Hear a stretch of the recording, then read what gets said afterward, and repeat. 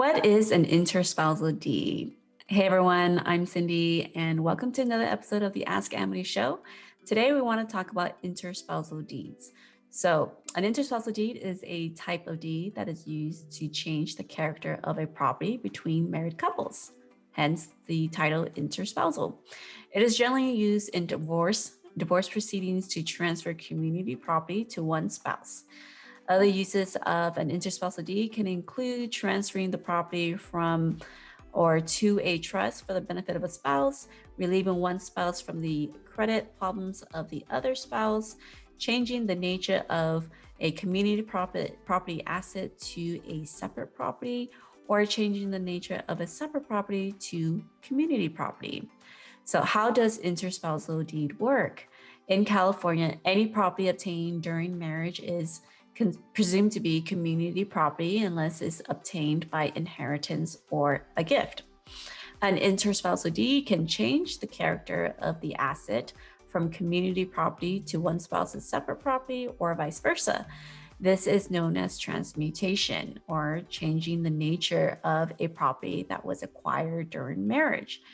So a deed, it's basically, it's a document that needs to be recorded with the county assessor's office.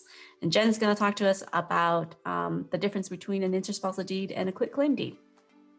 Yes, so an interspousal deed is different from a quitclaim deed, whereas a quitclaim deed is a type of deed that makes no guarantees. So you're basically signing saying, hey, I'm not guaranteeing anything as to the ownership, encumbrances, or claims on the property. With a quitclaim deed, the spouse giving up his or her right to the property may still be liable for any liens or mortgages on that property.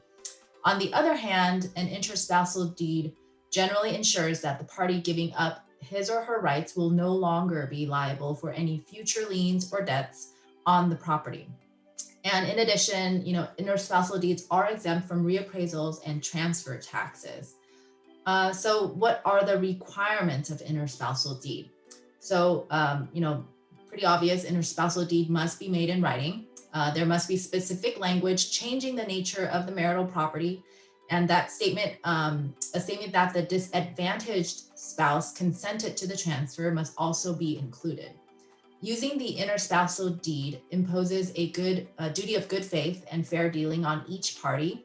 Therefore, using an interspousal deed is not necessarily determinative of the character of the property. If the disadvantaged party can show that he or she was coerced or unduly influenced into signing the interspousal deed, a court may find it to be invalid. So with any sort of, legal issue, especially concerning real property, dealing with, such a high value real estate, typically in California, we advise you speak with a professional, make sure that you're, you understand fully what you're getting yourself into, make sure that what rights you're giving up, you fully understand.